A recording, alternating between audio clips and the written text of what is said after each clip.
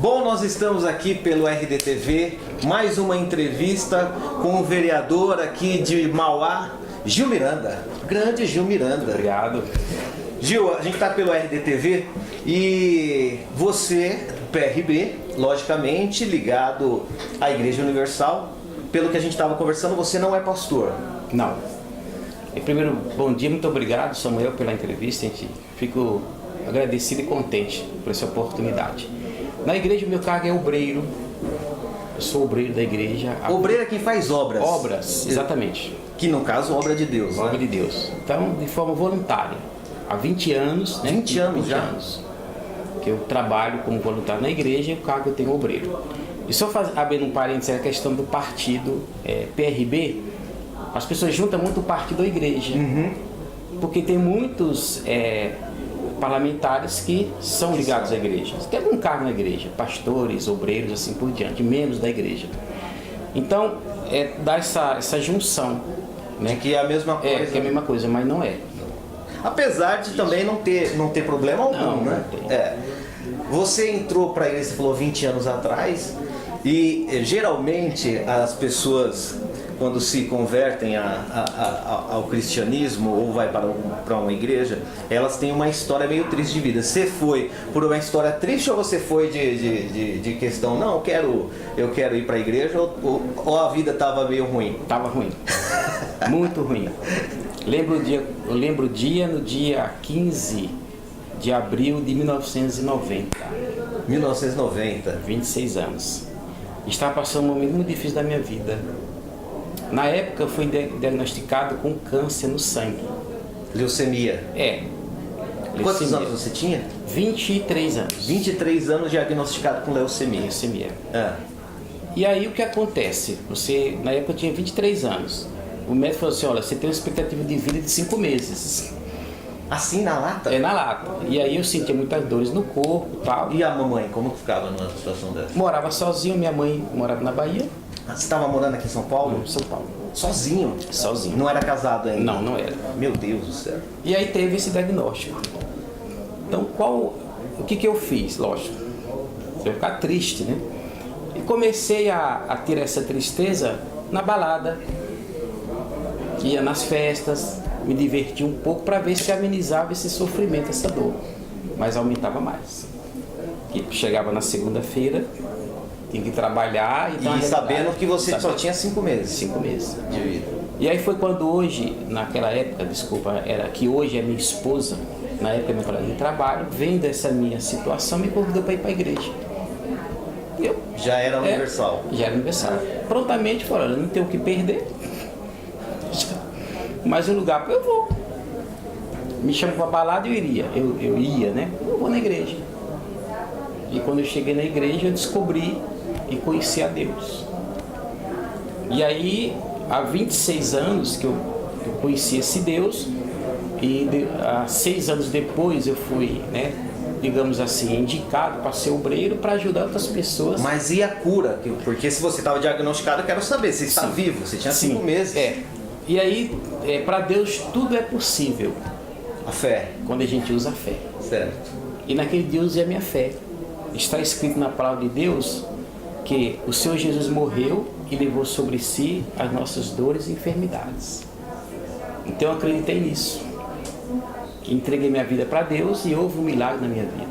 E aí como que foi quando depois você foi ao médico nesse diagnóstico? Sim. Depois eu fui ao médico. Isso, quando eu cheguei, era na sexta-feira, na quarta-feira eu tinha que passar pelo médico, fazer o exame. E aí quando eu fiz o exame, o médico simplesmente olhou e falou, o que aconteceu? O que aconteceu? Porque, olha, pelo que está aqui, você está curado. E eu expliquei para ele, falei assim, ele me deu parabéns, falei, continuo nessa fé. Porque pela medicina... Ou seja, nós estamos aqui porque nosso bate-papo é política, mas eu gosto sempre de entrar na parte pessoal. Então assim, você seria um daqueles que dá o testemunho na igreja, as pessoas dizem que é mentira. Você está dizendo aqui e provando que é verdade. Tenho prova, minha esposa é a primeira pessoa a testemunhar isso. Meus colegas de trabalho na época, os meus colegas de balada.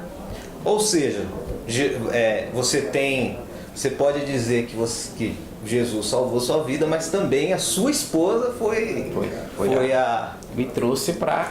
E ela é sua companheira aqui também no mandato. Minha esposa, ela tem também é obreira da igreja. Sim. Né? A minha esposa, ela desenvolve um trabalho importante na igreja. Ela é a faxineira da igreja. É mesmo? Faxineira é um modo de retribuir aquilo que um dia fizeram conosco. Você veio da Bahia, você veio sozinho da Bahia? Sozinho. Pra cá? Sozinho. Veio para tentar uma vida melhor. Que lugar da Bahia que você era? Sobradinho. Sobradinho. Aí veio para cá, tentou uma vida melhor, começou a trabalhar com o quê? Eu trabalhei, em primeiro lugar, eu fui trabalhar numa empresa química como ajudante.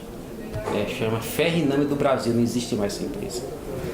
Logo após, eu não gostei muito da empresa e fui trabalhar de cobrador de ônibus. Aí é doído, hein? Aí é sofrido. Cobrador de ônibus. Aí eu trabalhei até 88. Em 88 inaugurou o Cooperródia, né, que agora é Coop, e aonde eu conheci minha esposa. Foi nesse local, em 1990. E a política entrou como aí, nessa história? A política veio também no sentido de ajudar as pessoas.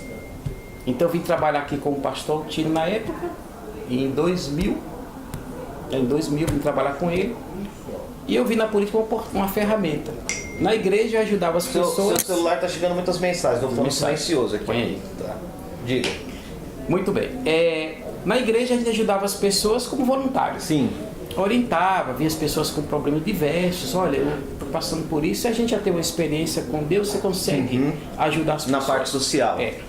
Porque a ajuda da igreja é a pessoa que quer ser ajudada. Ela recebe uma palavra. Quem muda as pessoas não é a igreja. É a pessoa. Eu quero mudar de vida, eu quero ter uma expectativa diferente. Na política, eu vi também essa oportunidade. A gente atender as pessoas, né?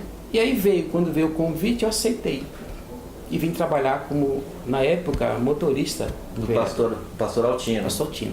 Ex-vereador. E sempre fui gostando da política. Vi uma oportunidade, a gente atende muitas pessoas. Virou uma liderança. Exatamente. E aí nós fomos construindo esse trabalho. Né? 2000, trabalhei 3 mandatos como vereador, pastor Altino. Depois fui para oficial de gabinete na época, depois vim para chefe de gabinete. Né? E nós continuamos trabalhando. Por uma enfermidade do pastor Altino, 82 anos de idade, né? Ele está firme, forte, mas ele viu assim: Gil, você está mais novo, vamos, vamos aí, tá bom. Passou o cajado. Isso, passou o cajado. E aí nós estamos aqui no segundo mandato. E aí o primeiro mandato, quantos votos? 3.362. E aí você viu que você já tinha uma experiência da igreja, você já tinha uma experiência, mas aí você viu que os problemas cada vez mais aumentavam. Aumentava, porque a cidade norte, como toda cidade, tem seus problemas em todos, né, todos os segmentos, e a gente viu isso, né? E você quer fazer acontecer, mas não é bem assim. Depende de verba, é limitado, mesmo que, lógico, tem o seu limite, depende de verbas, tem leis, né? Simplesmente eu vou fazer, mas tem uma lei que impede. Né? Então a gente viu que é uma realidade, dá para ser mudado. E você pautou o seu mandato buscando qual tipo de bandeira, qual o seu trabalho principal que você tem? Eu vejo assim, Samuel, a política você realiza sonhos de pessoas. Né? Eu foco esse lado pessoal.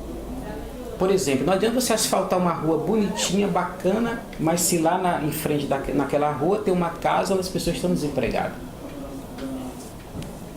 Lógico, a rua foi coletivo, todos, mas aquela pessoa. Né? Então eu vejo toda a ação que nós fazemos tem que ver o lado pessoal. Não o indivíduo, mas o coletivo. Então eu foquei meu mandato, tudo que eu faço envolve as pessoas. Então o lado social das pessoas. Por exemplo, eu criei um projeto de lei onde a gente tem um problema grave em Mauá, que falta água. Sempre. E agora com mais frequência. E no final do ano foi bom pra caramba, não sei se no seu bairro, mas eu que moro em Mauá, baldes e baldes para poder... Meu Deus do céu. Aí você vê essa situação. Então, na rua, as pessoas um dia nos xingaram literalmente. Pô, vereador, né, tá acontecendo, a gente não gasta água, tá economizando, não tem água, no final do mês a água chega cara. O que eu observei? Que quando falta água e essa água chega, primeiro chega o ar na torneira e depois vem a água. Então a gente viu uma pesquisa que roda o relógio, né, o idômetro lá gira, tal, conta giros, mas não chega água. E isso nós vamos pagar por isso. Então eu criei um projeto de lei para que a Odebrecht ela é obrigada a instalar nos relógios ou na rede aquela válvula para expulsar o ar. E foi aprovado. E agora é obrigatório. Agora é obrigatório. Então a gente...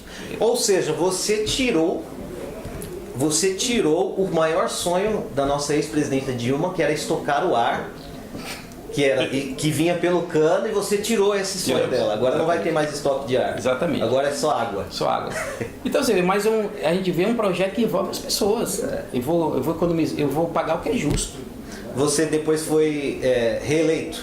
Agora, quantos mil votos? 3.736. Ficou em que colocação aí? Quinto. O quinto mais votado. Mais votado. Eu vou te perguntar uma coisa bem pessoal, porque existem 3 coisas que você,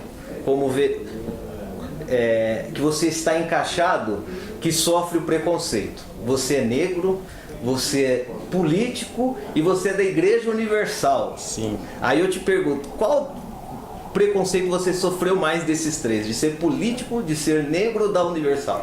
Bom, primeiro político. Depois da Igreja Universal. E depois do ser negro. Já sofreu preconceito? Já.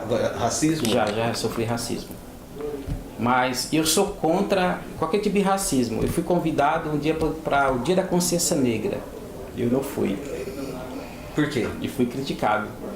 Eu tenho que ter meus direitos como cidadão. Não pela minha cor, nem pela minha classe social, ou minha opção religiosa ou de sexo. Então eu tenho que ter pelos direitos que eu tenho adquirido na Constituição.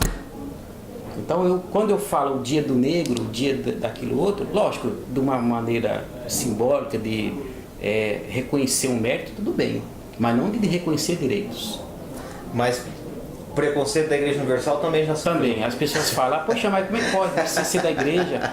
Você lá, né, a gente fala os pastores é ladrão, acontece isso. Você está encaixado, inserido em três situações aí complicadas, né? Situações complicadas. Do Brasil. Do Brasil. E eu falo, olha, a igreja me fez um bem muito grande. A igreja me fez um bem enorme há 26 anos atrás. E eu luto, estou hoje aqui por conta desse apoio que eu tive dentro da igreja. Sua mãe é viva ainda? Sim. Seus pais? Minha mãe, né? Sua mãe? Ela tá na Bahia ainda, lá em Sobradinho? Sobradinho. E como que é? Porque assim, pra mãe, né? O filho saiu da Bahia, veio pra São Paulo, venceu na vida e hoje é vereador. Ela fica muito contente, né? Porque ela nos ensinou a isso, né? Mas tem puxão de orelha aí, não tem? Sim, ela sempre nos orienta, né? A gente está sempre... Eu sou grato à minha mãe pela criação que a minha mãe... Qual o nome dela? Maria. Dona Maria. Dona Maria. Dona Maria. Que vai ver esse vídeo, que a gente vai mandar para ela. Uma criação difícil, mas uma criação com valores. Respeitar as pessoas, respeitar a classe social, né? E a gente tem essa formação hoje muito boa, da família. É muito importante. E para nós terminarmos aqui essa entrevista muito bacana, me diga uma coisa, vereador, como que você está enxergando aí esses primeiros dias de mandato de um novo prefeito, o prefeito Átila, teve a questão já de uma crise, mas como que você está vendo o andamento da cidade? Você que é vereador, está todo dia na rua, como que você está enxergando esse novo momento? Samuel, eu vejo com expectativa boa, né? Não que o outro que estava não estava dessa forma, não é isso. O orçamento é o mesmo. Hoje nós temos um orçamento estimado de 1,2 bilhão, né? Que não vai atingir. É superestimado, né? Superestimado, não vai atingir, no caso 900 mil, 800 mil. Então nós vemos o seguinte, que o prefeito tem que ter criatividade. É igual o orçamento da prefeitura, é o orçamento da nossa casa, da sua casa. Sim. Eu tenho um valor X por mês para gastar. Então eu tenho que saber gastar esse dinheiro. Então a principal característica que eu estou vendo no Átila é essa, é uma criatividade. Tá buscando, tem que ter responsabilidade. Não adianta vou acontecer, mas qual a verba? Qual o dinheiro que eu tenho? Se eu só tenho 900 mil, eu tenho que gastar 900 mil. Eu tenho que enxugar gastos dentro da minha própria casa para atingir o objetivo. Tenho que economizar. E vai ter, pelo que eu estou vendo, né, dentro em breve aqui, não sei se é na primeira ou na segunda. Quando que é a sessão? Dia 7. Dia 7 a sessão. 7 agora. Então nós vamos ter uma pauta aí que é uma reforma administrativa. Para diminuir cargos. Exatamente. Que eu acho fantástico. Eu acho muito bom, porque as pessoas, lógico, A prefeitura precisa dos cargos, tem que ter, não vai trabalhar sem cargos. Porém, muitas das vezes a gente via que era injusto, tinha casos que não precisavam. E eu sou contra a questão, nós somos servidor público. Hoje eu sou servidor público, eu trabalho para as pessoas. O meu patrão, os meus patrões é o povo que nos colocou aqui. Então tem que ter respeito, né? E a máquina é grande, mais de 3 mil funcionários, muito mais de 3 mil funcionários. Então tem que ter esse controle. Se a pessoa não quer trabalhar, né? Quantas pessoas aí fora que se qualificam, estão querendo trabalhar e não tem uma oportunidade? Verdade. Bom, eu agradeço demais. Você viu que o vereador fala manso, né? Eu não consegui nem meu jeito é mais agitado, fiquei até mais manso. Obrigado, vereador. Você que acompanha pelo RDTV, pelo Repórter Diário. Nós teremos mais entrevistas e você pode assistir os outros vídeos a hora que você quiser. Obrigado, viu, vereador? Eu agradeço. Muito obrigado pela oportunidade e estamos à sua disposição. Afinal de contas, somos funcionários do povo. Até mais.